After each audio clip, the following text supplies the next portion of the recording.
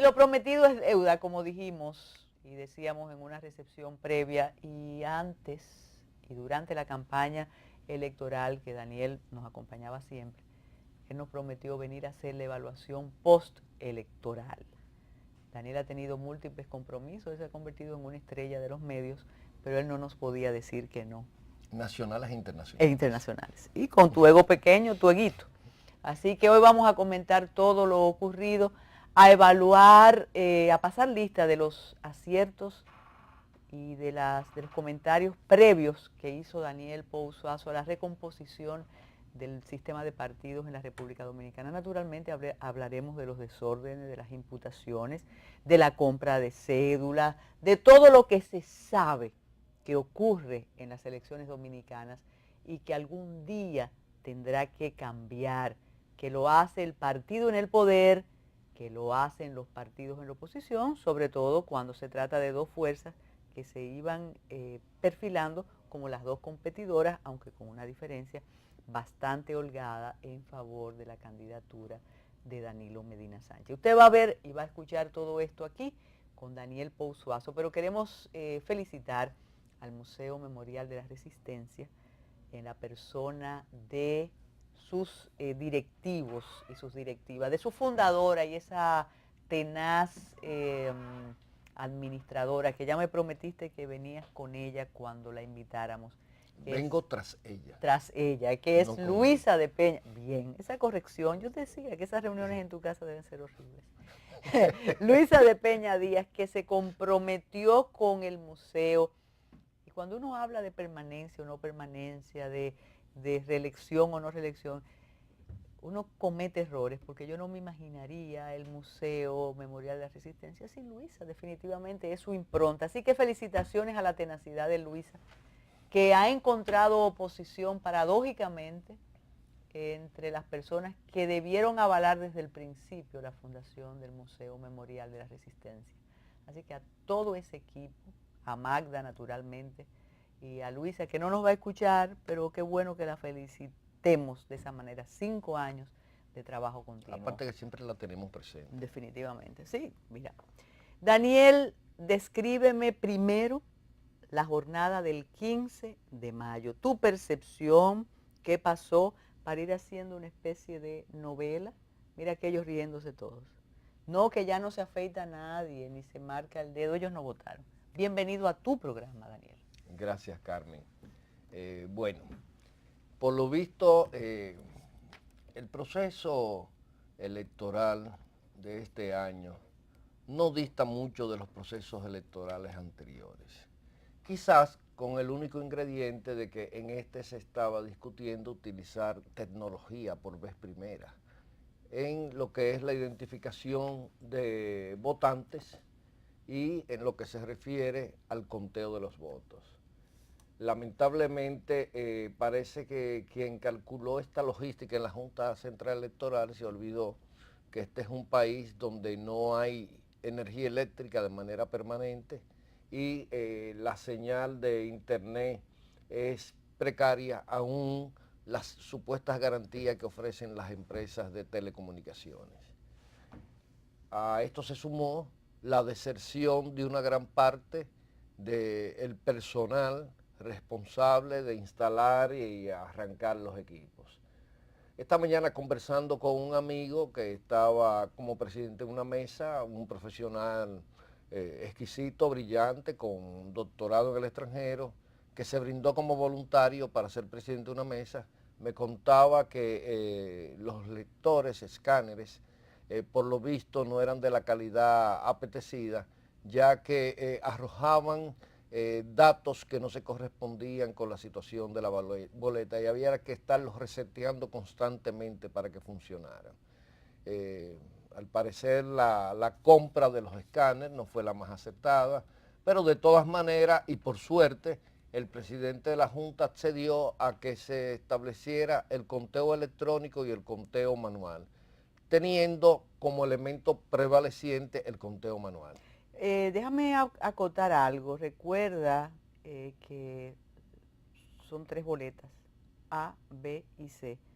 El informe de participación ciudadana de la observación electoral, y tú sabes que Participación Ciudadana no es muy complaciente con algunos procesos de algunas instituciones y tiene una experiencia vasta en la observación electoral, dice que el margen de error entre el conteo electrónico, el voto electrónico, el conteo, perdón, que hay una confusión, el conteo electrónico y el manual, el margen de error en la boleta A es 0.05.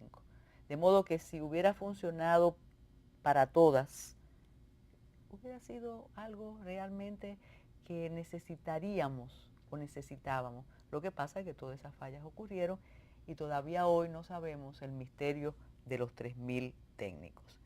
Las observaciones han coincidido en eso que tú... Sí, definitivamente hubo un déficit en la logística, elementos, muchos de ellos que la Junta Central Electoral no podía tener previsto porque la deserción del equipo de técnicos era imprevisible y más como dijo el propio presidente de la Junta, si no miente, porque mucha gente lo acusa de que está mintiendo, de que la renuncia de esta persona se produjo la misma madrugada, lo cual de alguna manera nos indica que esta situación fue provocada y motivada por alguien. Antes de entrar en las lamentables fallas del proceso, yo me imagino que tú te asombraste, igual que yo, porque pertenecemos a la misma generación, al ver la pantalla y la tecnología. Estos jóvenes no saben que en las elecciones anteriores y hasta el 94, donde fue la gran crisis, el conteo, la transmisión del... Primero había una especie de secuestro de la información, había una gran cadena de la Junta, nada más podía decirse, ninguna empresa privada podía difundir información. Se escribía en una pizarra, un señor escribía en una pizarra, iban borrando. Después pusieron numeritos magnéticos. Numeritos magnéticos, entonces yo no te puedo negar, y subrayo lo de la generación, porque yo recuerdo lo que se provocó en este país con las primeras elecciones post-tiranía. Eso fue un acontecimiento. Y cuando yo veía ese sistema que baja ahora los votos y el conteo, yo digo, pero ¿cuánto hemos avanzado? Además, público, transparente. Hemos avanzado en muchísimo, tecnología, lo que no hemos avanzado es mentalmente. Exactamente. Ahí es que está la simetría entre el avance que está a mano para economizar procesos que muchas veces suelen ser penosos, tortuosos, y el avance mental. Por eso decía Adriano Miguel Tejada que era una lucha entre el ábaco y la tecnología. Y la tecnología. Vamos a hablar del comportamiento de los partidos políticos, porque hay un tema que no podemos soslayar. Cuando los observadores nacionales e internacionales dicen qué barbaridad, en las afueras de los recintos, en la cercanía de los colegios, estaban comprando cédulas. Bueno, ahí se estaba haciendo de todo. Exacto, pero yo creo que es una práctica, si bien es cierto que el partido de gobierno debe tener más dinero, pero lo hacía el otro también. Y sobre todo en los pueblos, que todos sabemos que gran parte de los candidatos eran reelectos, alcaldes, senadores, diputados, que aunque no fueran del partido del gobierno, tenían recursos para comprar. En los pueblos era algo bastante abierto que se hacía, habían casas establecidas alrededor de los colegios electorales y cada partido tenía como una suerte de venta de esa, de caraquita y palé y esas cosas, ¿verdad? En los alrededores. Eran bancas, como bancas de compras de cédula, de votos, todo esto estaba condicionado. Con un gran riesgo, ¿eh? Y yo me imagino que tú debes haber preguntado igual que yo. Muchas personas dicen, bueno, sí, me compraron, me dieron 500, pero yo voté porque me dio la gana. Correcto. Entonces ahí también los observadores internacionales deben entender esa cultura electoral nuestra. Yo digo que es una suerte de pequeño subsidio motivacional. Me encantó. Que tuvo un eslogan famosísimo que decía, le cogemos la fundita y no votamos reformistas. El asunto de las encuestas y el resultado. Vamos a hablar de eso porque a veces me sorprende la fuerza con la que se reclaman resultados, como si todo no se hubiera ido preparando con un método científicamente comprobado. comprobado. ¿O también se compraron todas las encuestadoras? No, hombre, no. No, hombre. Yo le decía, y lo dije aquí, y lo dije en varios programas y medios, que todas las encuestas tenían claves fundamentales para usted medir la potencialidad de cada candidato. Lo que pasa está, y vuelvo y lo repito, que las encuestas son como las casas. Para tú saber realmente cómo es una casa, no entres por la puerta de delante, entra por la puerta de atrás. Porque siempre la salita del comedor está muy arreglado. Entra por la puerta del servicio, que ahí tú vas a tener una radiografía bastante clara de cómo es que vive realmente esa familia. Y las encuestas son así.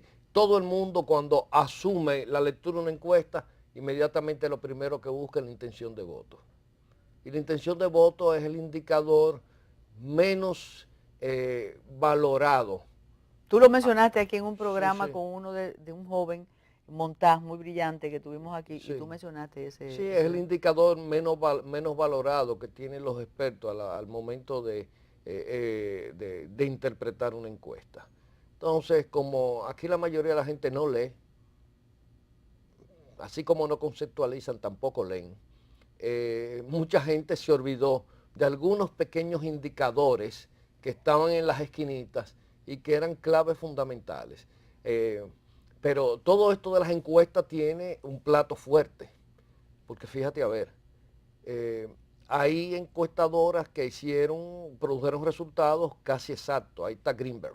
Yo dije en este programa que a mí la que más me gustaba era Greenberg. De hecho, Greenberg acertó prácticamente hasta en el nivel de abstención. En la penúltima Greenberg estaba el nivel de abstención y nadie le llamó la atención cuál era el indicador del nivel de abstención. ¿Sabe cómo lo puso Greenberg? De cada 100 personas encuestadas, dijo Greenberg, 69 estaban en disposición de votar. Y esa es la lectura de, mira, esa no fue, bueno, es que fueron paulatinas, pero Sí. la Greenberg, esa Ese es Gallup. Gallup, pero hay una Greenberg que la menciona con Satisfacción Diario Libre, la última entrega Greenberg, fue Sí. casi, como usted dice, fue casi exacto el resultado. Exacto, sí. Y aparte de eso, te daba indicadores de los techos que tenía cada candidato. No te permite eso, si tú fueras un asesor de políticos, que debemos hacer ese trabajo porque los asesoran de una manera tan penosa. No, que lo que quizás uno no, hay asesores buenos, lo que pasa es que los políticos nunca... pues ya me respondiste la pregunta. Tú como político, yo te digo, mira Daniel, hicimos una encuesta en Mano Guayabo, tú eres el hombre, tú tienes ahí un 52. ¿Tú te lo crees? ¿Te lo crees porque sí? No, yo le comprobaría los indicadores. Pero a mí me da la impresión que los políticos nuestros no se llevan de los indicadores.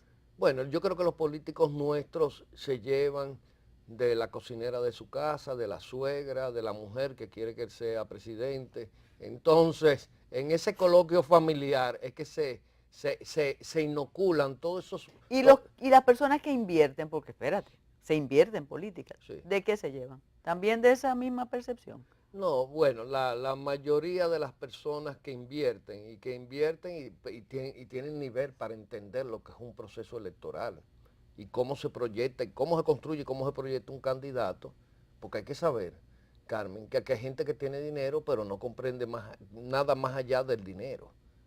Hay gente que te dice, yo no creo en eso, esos son disparates. Hay personas que dicen, tú repartes unas cuantas cajitas de muertos, unas cuantas cajas de ron, 10 quintales de pollo y ya tú resolviste el problema. Tú sabes que eso no está ahora en la segunda parte, porque en la segunda parte vamos a hablar de algunas sorpresas que demuestran que sí se fraccionó el voto. Pero hay una percepción generalizada de políticos que dicen, no, cuando les va mal, es que aquí todo se compra. Sí, no, esa es la excusa. Es un irrespeto. Esa es la incapacidad. O sea, ese discurso es el resultado de la incapacidad. Eso está claro. Yo que participo mucho en redes sociales, sobre todo en Twitter, yo recuerdo que una persona me empezaron a mandar que las elecciones, cuando la van a comprar, que en tal sitio, que mira los resultados y mira las encuestas. Les está bien, usted coge lo que usted desee, O sea, todo el mundo es libre de tomar su punto de referencia para evaluar el proceso electoral. Le dije, yo sigo apostando por las encuestas. Se lo dije. Y la apuesta... Pero espera, que lo más trágico es que hoy en día yo escuché a un candidato que perdió, que estaba justificándose en términos de su victoria reclamada en base a las encuestas cuando él había descalificado las encuestas.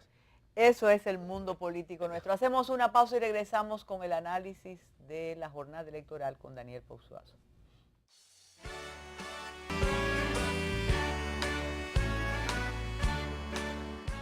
Bien, es más que sorpresa, no sorpresa, pero la demostración de que sí. Visita sorpresa. Sí. Voto sorpresa. Bueno, mientras se acercaba el 15, la situación del alcalde del Distrito Nacional se iba tornando gris. Negros nubarrones Negros se cienden sobre tu cabeza. Exactamente. Pero ¿qué pasa?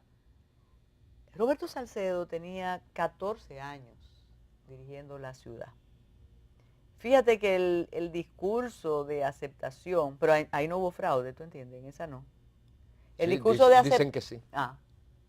El discurso de aceptación de David Collado dice, voy a recoger la basura de madrugada y el anfiteatro vuelve para cultura. Dos reclamos de la clase media urbana que le molestaba eso. Roberto no atendió eso durante su gestión ni durante la campaña, no le importó nunca eso. Pero ahí, si tú quieres... Roberto de Villajuana. Si tú quieres ir a fácil por el desgaste, pero tú me puedes explicar el fenómeno David Collado. Bueno, el fenómeno David Collado es explicable, no justificable, ¿verdad? Pero es explicable en el contexto de que David Collado, hay que aclarar, que fue candidato a alcalde por el Partido Reformista Social Cristiano. Que ahí viene un acierto tuyo, que el reformista te hará sorpresa. Hace mucho tú hablaste sobre eso. Sí. Mira eso. Sí. Entonces, ahí puede haber problemas si tú dices que es candidato del PRCC. Sí, de hecho, hay algo interesante.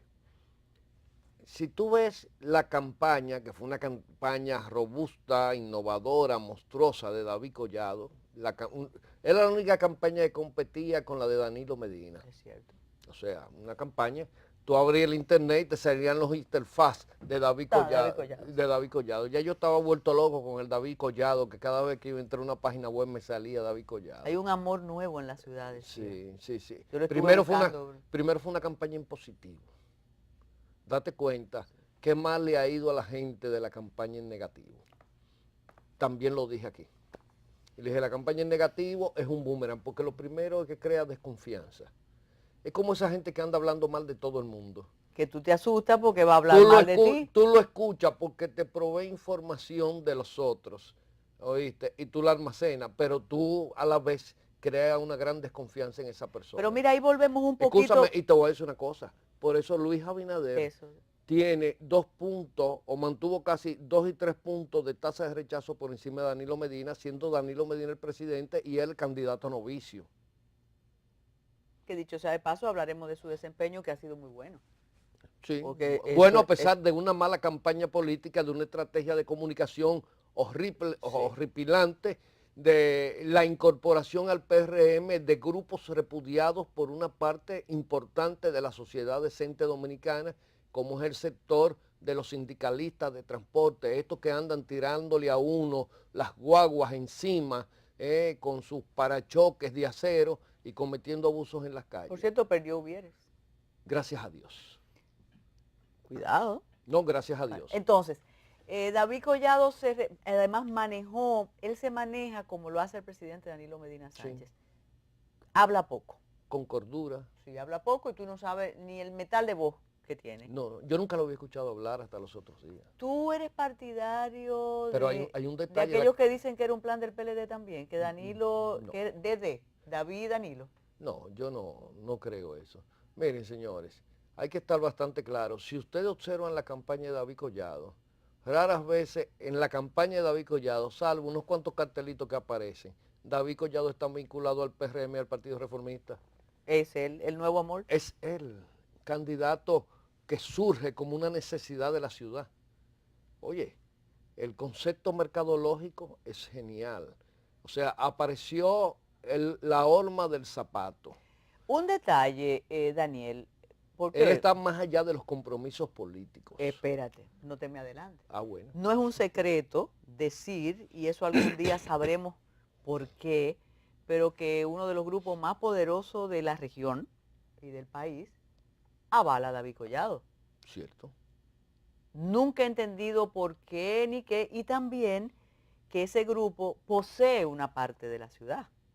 También es cierto. ¿Por qué esa apuesta de ese grupo por David Collado? ¿No podía ser lo mismo con Roberto? ¿Tiene que ver con las diferencias entre Danilo Medina y Leonel Fernández? ¿O es otra cosa, otra ciudad y otra apuesta corporativa? No, yo creo que hay que estar bastante claro. Primero, el actual síndico, aún en funciones, ha demostrado ser un funcionario de baja eficiencia. Un funcionario que no es capaz de satisfacer, ni está en posibilidad de satisfacer los requerimientos que tienen los nuevos proyectos que tiene el Distrito Nacional como un centro turístico de cierta envergadura donde se van a destinar miles de millones de dólares en inversiones de infraestructura, de servicios, de diversión, para atraer un tipo de turista de un mayor nivel. Porque el Grupo Vicini está apostando a un tipo de turista que no es el turista que viene con el paquetico de todo incluido a comer lechuga, tomates verdes y pepino a los resorts del este. No, y tú notas los sitios que están inaugurándose, y tú que eres un citadino por excelencia en la zona. Todos los hoteles boutique, sí, que son pequeños hoteles que ofrecen servicios de calidad a nivel de los mejores de Europa, con exquisiteces culinarias, mobiliario súper adecuado a las condiciones climatológicas, asientos ergonómicos, todas esas cosas. Es otra casta de turismo que está atrayendo y a la que se está apostando y en el cual está involucrado el Grupo Vicini. Pero resulta que tú no haces nada con abrir en la zona colonial, como donde estaba el colegio Santo Tomás, Padre Villini, frente a la iglesia de Regina Angelorum, que le da el nombre a la calle Parmenio Troncoso de la Concha, el popular nombre de Callejón de Regina, un hotel boutique ahí instalado muy bonito, y en la esquina tú tener una loma de basura donde tiran todo tipo de desechos, y que eso se recoge en función de un horario que tiene un contratista del ayuntamiento que lo hace cuando le vienen ganas. Y también te pueden poner un anafe. También, y te pueden poner una Sí. fritura, etcétera. Entonces, por lo visto, la visión integral que tiene el Grupo Vicini sobre la inversión en la zona colonial concitó que le diera el respaldo a David Collado, que es un emprendedor, un hombre que lo escuché hablando, no lo conocía ni lo conozco personalmente. Bueno, una vez en un semáforo coincidí con él y dijo algo: yo no puedo ir a hablar con el sector de inversión en la construcción pensando que yo sé más que ellos, cuando ellos son la gente que llevan las riendas del sector de la construcción. Yo lo que tengo que brindarles salida a los problemas que ellos confrontan. En honor a la caballerosidad que hay que reconocer, Roberto Salcedo se adelantó sabiendo lo que está ocurriendo y felicitó al próximo alcalde. Un gesto elegante, sí. yo creo que ojalá todo el mundo en el último momento de su vida útil en cualquier ámbito de la vida profesional, social o política, pueda gastarse un gesto de caballerosidad elegantemente dispensado como lo hizo el señor Salcedo. Tú has querido eludir el asunto que el pueblo es sabio, que decía, no, ese es el síndico, el alcalde de Danilo David. E incluso involucraban a un buen amigo nuestro, a Domingo Contreras, y hay fotos en las redes, pueden ser montajes, ver saliendo De la casa Vicini. Vicini. Sí, a mí me enviaron Exacto. eso. Pero oiga algo, hay una otra hipótesis en torno al triunfo importante de David Collado, que dice que eso demuestra una debilidad de la dirigencia del PLD, porque el llamado era a votar completo morado, y parece que en el distrito se fraccionó y que por eso hablan de un plan dirigido desde ahí adentro. Leonel Fernández reunió en el Club Mauricio Báez 2 o 3 días antes de las elecciones, yo tengo la información, a los principales dirigentes de los comités intermedios del PLD, donde le trazó la línea de que debían de impulsar el voto completo. Exacto. Por el PLD. Pero resulta que el PLD ya no es el partido orgánico que era antes, porque ese es otro problema. Tú no puedes evaluar o intentar actuar con un instrumento que ya prácticamente no existe. El PLD no existe. El PLD es una cúpula que se concentra en el comité político y en el comité central de manera intermitente. Los comités intermedios están desiertos porque todos los dirigentes han pasado a ser funcionarios. Puede ser. Entonces, ¿qué directriz van a bajar a las bases? Pero hay una queja, Franklin Almeida dice que eso es una desobediencia. Bueno, Franklin Almeida puede decir lo que sea, pero si no existen esas estructuras, o sea, son 3 gatos. Yo fui a una casa donde hay 6 votantes PLDistas y de los 6, 5 dijeron que no votaban por Roberto Salcedo. Y son personas vinculadas al PLD, porque Roberto Salcedo era un tipo distante, que no escuchaba a nadie, que tenía sus proyectos propios en función de su visión y sus intereses, y que por tanto que era un síndico ausente y que no iban a votar. Y me dijeron, yo prefiero no votar. Pero consideraron que David Collado era un candidato potable. Y aparte de eso, David Collado fue el pararrayos donde cayeron todos los votos rechazos en contra de Roberto Salcedo. Votos rechazos del PLD, votos del PRM. Pues hay que saber que David Collado aún mantiene una cierta distancia con el PRM y con los reformistas ni se diga. Los reformistas se colgaron un blasón cuando postularon a alguien tan potable como David Collado para la alcaldía del distrito y que todo el mundo sabía que iba a tener posibilidades. Vamos al futuro o al presente ya de algunos partidos. Un hallazgo importante o un resultado importante es que el Partido Revolucionario Dominicano no le fue bien en las elecciones. Aquel partido histórico, un partido que desde su fundación ha contribuido a las grandes transformaciones en este país, se redujo a un 5%, Daniel Pousuazo. Yo voy a respetar tu concepto de las grandes transformaciones, porque yo creo que justamente lo que lleva al PRD a ese fracaso estrepitoso es el haberse petrificado en el tiempo. Ah, no, pero yo hablo del PRD que gana con Don Juan y del PRD que comienza a traer a los exiliados y abrir las cárceles en el 78. Bueno, sí, el PLD de las reformas políticas, del sistema político. Pero el PRD nunca ha podido hacer transformaciones, porque el PRD siempre ha pensado como un partido viejo. Y un partido que piensa como un partido viejo no puede hacer transformaciones. Y si te das cuenta, uno de los grandes hándicaps que tiene... No, y el antibalaguerismo le daba vida, después claro, cuando eso cambió... Sí, la polarización, Balaguer versus PRD. Y si tú ves que uno de los grandes hándicaps que tiene el PRM es todavía tener ese pensamiento esquematizado, cerrado, podríamos decir anquilosado, que el PRD intentó reproducir. El PRD es el último partido de su generación que queda en América Latina. Los demás partidos de esa generación de corte populista, clientelar, paternalista, desapareció del escenario latinoamericano. Si tú supieras que eso es algo, aunque tenemos más temas en la agenda de hoy, que yo noté en una parte del 35 y tanto % que apoyó la propuesta de Luis Abinader, y es que hay un sector de clase que era impensable que perteneciera a algo parecido al PRD como es el PRM, y sí se sumó a esa propuesta, quizás por el origen de Luis Abinader y de su candidata a la vicepresidencia, o quizás por un rechazo al PLD también, pero un sector urbano, clase media. No, yo creo que Luis Abinader ahí también sirvió de pararrayo del voto rechazo al PLD. Exacto. Sí, definitivamente. O sea, no se ve aquel partido que era el de Peña, ¿no?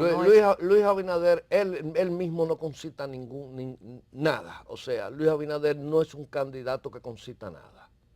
Pero tiene 35%. Está bien, pero tiene 35% el PRM, no Luis Abinader. Regresamos de inmediato con esta evaluación.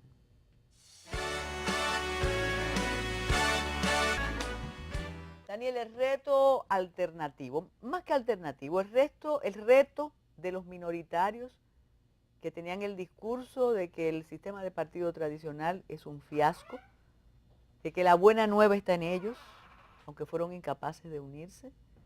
Ese grupo conformado, bueno, por el PRCD y Atuey de Camps, aunque Atuey es un veterano en política, por Soraya Aquino, que era una especie de remanso, fue lo más entretenido en esta campaña. Yo la relaciono a ella con el anuncio de Doña Gallina, de los cubitos esos Maggi, no sé por qué.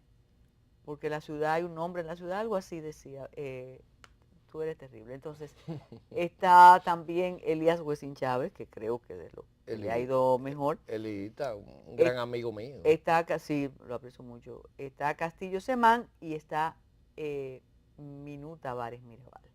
Sí. ¿Qué ha pasado? Bueno, bueno, lo mencionamos a todos. Guillermo Moreno, Minú Tavares Mirabal, míralos ahí, doña Soraya, Elías Huesín, Castillo Semán, Atuey de Camps. Y doña Gallina. ¿Qué ha pasado con ellos si se supone que ellos son la buena nueva, la buena esperanza? Ellos representan la diferencia. Sí, pero tú no puedes hacer una ensalada con todos ellos. Con todos ellos. Ahí, por ejemplo, mira, hay partidos emergentes. Yo creo que Guillermo Moreno en estas elecciones acaba de perder la categoría de partidos emergentes. ¿Cuántas elecciones ya tiene Guillermo Moreno? O sea, yo creo que lo que hay partidos en emergencia, que es otra situación. El 911. Sí, en el 911, definitivamente. ¿Qué es lo que sucede? En política nada viene gratis. Y en política tú puedes tener las mejores posiciones. Yo digo que de las mejores posiciones que habían y propuestas estaban en ese grupo de partidos pequeños. Claro que sí. Pero hay que trabajar.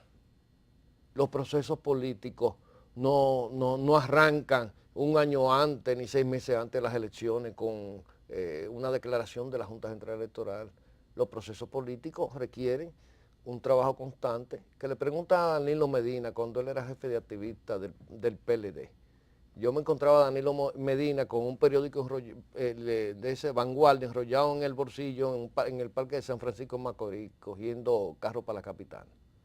Recuérdale al público más joven aquella primera elección del PLD donde obtuvo creo que 18,000 votos. 18,000 votos. Exacto. Pero ellos trabajaron 24/7 todo el tiempo. Oye, y Juan Bosch, el candidato era Juan Bosch, que no era cualquier cosa. Exactamente. El PLD se funda en 73.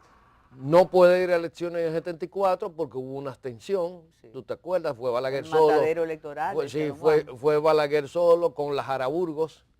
Exacto. Que validó, con el contraalmirante que le validó las elecciones a Balaguer. Y no es hasta el 78 cuando el PLD participa en elecciones y saca 18,000 votos. ¿Y tú sabes por qué saca 18,000 votos? Porque había que desplazar a Balaguer del poder y la única fuerza que tenía el vigor necesario para desplazar a Balaguer del poder era el PRD. Que el PRD entonces busca un hombre que estuvo en una fórmula norteamericana en la Guerra de Abril para ocupar la presidencia de la República, que se llamaba don Antonio Guzmán Fernández, un hombre que era bien visto por los norteamericanos. Le voy a recordar una anécdota que poca gente hoy en día recuerda, y es que Antonio Guzmán Fernández toma posesión como presidente de la República en el Congreso Nacional con el jefe del Comando Sur de los Estados Unidos sentado en la toma de posesión. Y el país rodeado de portaaviones, por si los muchachitos de aquí, los Bauchán, los Ney, los Pérez y Pérez. Recuerda que don Antonio, ya presidente, lo llaman a la Secretaría de las Fuerzas Armadas, entonces Secretaría, y tiene problemas para entrar porque todavía estaba ese gorilato. El gorilato ahí. Bueno, y ahí entonces cuando viene el relevo de esa casta militar balaguerista, donde entonces se nombra Inver MacGregor, aquella gente que, sí. Familia tuya, que tuvieron una posición estelar y sobre todo hombres como Inver MacGregor, que cuando se acusa a Elías Wessing y Wessing del intento de golpe de Estado, y Balaguer lo llama frente a las cámaras de toda la televisión nacional para que acuse al general Wessing y Wessing. Es un episodio honorable en este país, Le dijo, señor presidente, a mí No. nadie me ha hablado de golpe de Estado. Y desmiente a Balaguer ahí. Inmediatamente Balaguer lo manda como agregado militar a Washington. Exacto. O sea, son episodios que te narran los trazos más robustos de la historia dominicana. Mira, esa referencia me hace mencionar algo que no es agradable, porque ahora estamos hablando de un proceso electoral, de fallas importantes. Escúchame, en el proceso murieron electoral. los dos hermanos Sí, Inver-Magrego, los ¿verdad? hermanos, pilotos de excelencia ambos. Sí, Cuando aquí algunas personas que no deben decirlo porque se supone que saben lo que significa un régimen de fuerza, te dicen que aquí hay una dictadura. Bueno. A mí realmente, Daniel, a mí me estremece. Hay que ser irresponsable para decir que hay una dictadura, porque aquí no se sabe. Tú estás narrando un episodio que fue parte de la cotidianidad política. De la cotidianidad política. O sea, ¿qué te digo? Aquí la gente no se imagina lo que es un régimen de fuerza. Y eso que Balaguer fue catalogado como una dictadura blanda. Exacto. Pero y por eso, aludiendo a la tiranía trujillista y después a esos aprestos de dureza incalificable que tenía el déspota ilustrado, como decía. Sí, correcto. Pero aquí no se imaginan lo que es una banda colorada. Haciendo campaña, además. No, escúchame. Haciendo campaña no es la parte más trágica de ellos. En una huelga de detallistas, cuando los colmados, que hoy en día son colmadones, eran el sistema de abastecimiento alimenticio de la familia dominicana, hacían huelga, pues la gente que compraba, vivía del día a día, no podía comer. Y salir la banda colorada por las calles en turbas, armados, con palos, garrotes, pistolas y ametralladoras, a romperle la puerta a los colmados y amenazando de saquearlos para que abrieran su puerta y le vendieran. O sea, a veces hay que recordar, por eso el Museo Memorial de la Resistencia es un referente. Tú mencionas la banda colorada y ninguno de ellos recuerda ni sabe que entraban a las casas a dispararle a los muchachos en la cabeza. Yo recuerdo un episodio de esos, que yo era un mozalbete de 18 años, cuando la banda colorada me rodeó, me pusieron una pistola en la cabeza y me dijeron, te vamos a sacar los pelos de la barba con un alicate. Sí, entonces, o sea, pero estamos en una dictadura, dicen. Bueno, entonces, sí. Óyeme. Entonces, lo que pasa es que hay mucha gente light, tú sabes. Claro.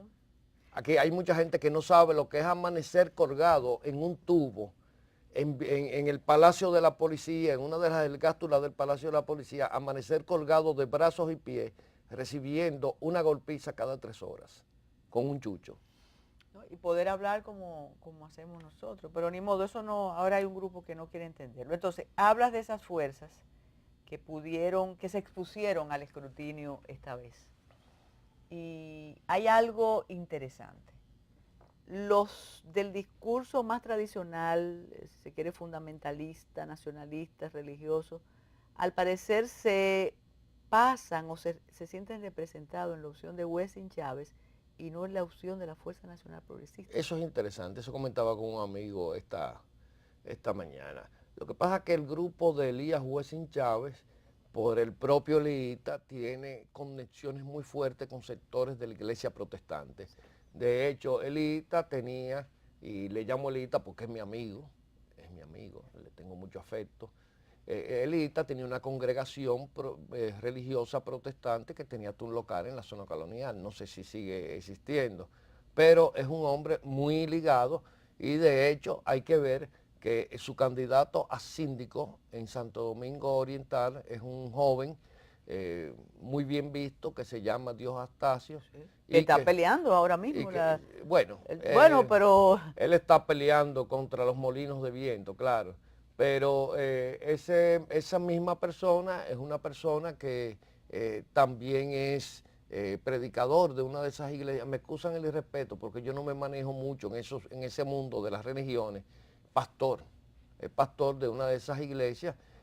Mira Dios Astacio ahí. Sí, y concitó mucha popularidad. Entonces, el grupo de los Castillos es un grupo más seco, más dirigido hacia un tipo de persona que tiene una visión más más dura de lo que son las posiciones de derecha, o sea, las posiciones ultraconservadoras. Entonces, por lo visto, en República Dominicana, ese tipo de posiciones, a pesar de las buenas propuestas que tuvo Pelegrín Castillo, a pesar del 45% que decía Benicito que iba a sacar la senaduría del distrito, que lamentablemente todavía están buscando eso es otro esos aspecto, datos. cómo muchos políticos arriesgaron diputaciones en procura de una senaduría y se quedaron sin nada. Y como también el caso, por ejemplo, de la APD, que en una ocasión tuvo una cantidad de votos extraordinario cuando iba con el PLD, pero ahora no. Mira, a propósito de la fuerza, Mira a nuestro amigo Manuel Núñez. Manuel Núñez, estimadísimo, hay algo interesante y yo mencionaba, bueno, quizás el Opus no sea tan popular, pero alguien me subrayaba un detalle que tú lo sabes perfectamente, que es que el Opus no solo está en la fuerza, sino en el PRM, En el PRM, PLD. sí, eso es Otra cierto. pausa y regresamos.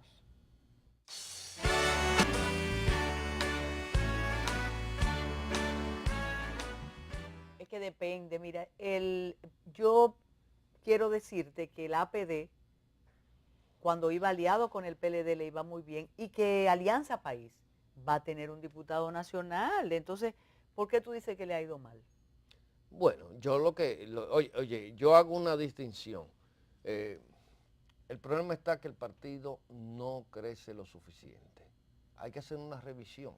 O sea, cuando tú aplicas una fórmula y no te da los resultados, tú tienes que cambiar de fórmula.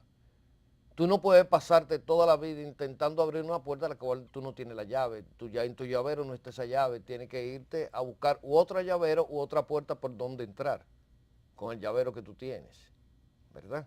Entonces, y el otro problema está también en el tema del trabajo político. La política, mira, yo no soy político porque yo sería incapaz de pasarme 24 horas durante toda mi vida trabajando política. Yo prefiero ser politólogo. Por eso yo no soy reina de belleza, porque es muy sacrificado Muy también. sacrificado Sí. también. Además, esas luces y esas Sí, cosas. y el maquillaje. Entonces, mira, entonces, ¿qué es lo que sucede? Que la política no es como algo que tú coges como un hobby. Voy a practicarla 3 meses al año. Cuando tenga vacaciones voy a reincorporarme y después. Es un tema de 24 horas. ¿Por qué en España esos grupos como Podemos y tal llegaron? Porque hicieron su trabajo. El problema está que en política tú tienes que hacer tu trabajo.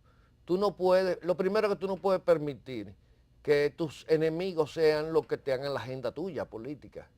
Y esos pequeños partidos se dejan hacer la agenda por los grandes partidos. Los grandes partidos pueden dar el lujo de desaparecer de escena durante meses porque ellos tienen ya una estructura montada y tienen una cierta fidelidad en cuanto a los votantes. Pero los pequeños partidos tienen que salir casa por casa a hacer su trabajo político. Y el otro tema está la debilidad del análisis de muchos de esos grupos. Eso es otro tema que no se corresponde con el momento en que estamos. Oye, hay tantos temas. Tenemos que hablar si la fuerza principal de oposición ahora será la de Luis Abinader. Otro detalle, fíjate que... Escúchame, te voy a interrumpir, que es el problema que le pasaba al PRD. Una cosa es una fuerza de oposición y otra cosa es una fuerza fuera del poder. El PRD de hace muchos años, hasta la división, fue un partido fuera del poder, pero no era un partido de oposición. Yo voy en el Congreso Nacional a los diputados de ellos votar por lo mismo que votaban los PLDistas sin ningún cuestionamiento y sin presentar ningún... Quizás ahora tengamos oposición y eso es necesario para la democracia. Vamos a ver, porque el problema está en la calidad de los representantes de esos partidos en el Congreso. Eso es uno de los graves problemas. Ahí hay gente como Farideh Raful, que son personas capaces, o sea, ya de hecho incluso muchos de esos diputados... José La Luz, del PLD. Del PLD, claro. Magnífico. Que es cuestionador además de las políticas de su propio... o de la falta partido. De política. Exactamente. O de la falta de política de su propio partido. El problema también que el PLD tiene ahí unos fósiles petrificados que no sirven para nada en el Congreso y los repostulan y volvieron a salir. Entonces, Por eso tú ves en el Congreso que hay grupitos de legisladores que trabajan en conjunto sin importar el partido al que pertenezcan y unifican criterios y son los que llevan la pauta del Congreso. Entonces, a final de cuentas, eso es bueno, porque se impone la razón, se impone el pensamiento, se impone la luz, pero resulta que eso es el resultado de que los partidos no tienen capacidad orgánica de tener posiciones en bloque en el Congreso, posiciones contrastantes. Entonces, el resultado del trabajo congresual está en manos de un grupo muy pequeño de legisladores, porque los otros son riferos, discotequeros y gente de baja calificación que no pueden redactar ni siquiera un párrafo de... Algunos le dicen hasta, hay varios mudos que nunca los escuchan hablar. Mira, ¿no te llama la atención que hay 3 fuerzas importantes de las minorías que salieron del PLD y del disfrute del gobierno y que después se dieron cuenta que ese gobierno era muy malo y le hicieron oposición? ¿Eso no habrá influido, además de un discurso que no prende, en ese desempeño? Hay grupos de esos que se ven, proyectan imagen de desconfianza, porque tuvieron el PLD Desde el 96. desde el 96 y salieron... Incluso Guillermo fue fiscal del distrito. Claro, pero el caso, Minuta Tavares, viceministra y diputada. el caso de Guillermo Moreno es el caso más excepcional que hay. Yo ¿Por creo, qué? primero porque Guillermo Moreno fue un fiscal que tuvo una trayectoria respetable. Claro que sí. Es indiscutible. Y fue un tipo que mantuvo una postura y cuando lo cancelaron, lo canceló el doctor Leonel Fernández porque consideró que la ley también, la aplicación de la ley de régimen de consecuencias tenía que llegar donde el doctor Balaguer. Y no por eso es que Guillermo Moreno es una persona respetable. Es también por su conducta, por su perseverancia y luego pues se desliga del gobierno y pues con el tiempo se construye una oposición. Yo recuerdo que yo recién llegado de Europa me reuní con Guillermo Moreno a instancias de una amiga y conversé con él y era una persona con un planteamiento muy interesante sobre Estado de Derecho, régimen de consecuencias, etc. Ahora, Guillermo Moreno no es el político tradicional. De hecho, ¿tú quieres que te diga algo? Aquí en la intimidad. Aquí en la intimidad Sí. de este canal, Guillermo Moreno es un hombre pensante que su primer paso hacia el poder no debe ser la presidencia de la República. Siempre se le ha dicho. Su primer paso... Para tener vigencia, hasta la Diputación Nacional pudo ser un escalón. O sea, y lo tendríamos vigente todos los días, hablaríamos. Primero, Guillermo necesita un escenario para construir un fuerte liderazgo. El Congreso Nacional es escenario. Y tomar decisiones. Pero postularte para la presidencia es como hacer como hacían los guanches que se iban a Roque Nublo y en Canarias se lanzaban para no ser esclavos de los colonizadores. Se mataban. O sea, se mataban. O sea, tú no puedes postularte a la presidencia porque tu partido no tiene ninguna posibilidad de llegar a la presidencia. ¿Tú crees que es lo mismo que le pasa a Tavares Mirabal, aunque tiene una experiencia pública mayor? Escúchame, la política de lo posible es un elemento primordial. O sea, tú tienes que calcular la política dentro del ámbito de lo posible, sin renunciar a tus principios. Mira, el caso de Minú, yo creo que Minú tiene una proyección prestada políticamente. Ojalá que ella tome conciencia de eso. No te voy a preguntar lo que... Pero entonces, Luis Abinader le fue muy bien en las elecciones. Le fue bien, electoralmente le fue bien. Vamos a ver si es lo suficientemente consistente para que le pueda ir mejor. ¿La posibilidad de anular el proceso la tienes en agenda tú o piensas que...? Bueno, yo dije un domingo antes de las elecciones en un programa de un amigo común nuestro que todos los pasos que se estaban dando tendían a producir una estrategia de desconocimiento del proceso electoral. ¿Es posible eso? No, eso no es posible. Primero, la ley electoral es bastante clara. Los colegios y los votos se impugnan en cada colegio electoral. Usted no puede venir ahora a impugnar lo que no hizo su delegado, si fue que fue. Y la Junta no cuenta votos. La Junta no cuenta votos, sino cuenta actas. Ahí hay gente hablando. Oye, si tú te llevas de... Yo he escuchado gente hablando mentiras. Hablando mentiras porque sé que están hablando mentiras. Tengo información de primeras manos. Hace un rato había un candidato del Partido Reformista de una zona del sur profundo, enfrentando al representante de la Junta Municipal de su demarcación, porque el representante de la Junta Municipal tiene como candidata a su mujer, a uno de los hijos, o sea, la familia entera son candidatos y resulta que él gana. Están todas las actas con todo el conteo de los votos donde le da beneficio a él de ganancia y el representante de la Junta, según cuenta él, ha convocado mañana para el reconteo de los votos. ¿Tú crees posible algún plan para imposibilitar el desarrollo de las elecciones el día 15? ¿Que hubo algún conato de un plan para que eso ocurriera? Yo no creo que un conato, creo que hubo el intento de sembrar incertidumbres en el trayecto del proceso electoral para luego empezar a deslegitimizar el proceso. Daniel, qué bueno, yo creo que te vamos a ver la semana próxima. Nos quedan muchos temas todavía y tienes la deuda con Luisa de Peña y ustedes. Nosotros tenemos la deuda de su atención durante tanto tiempo. Muchas gracias.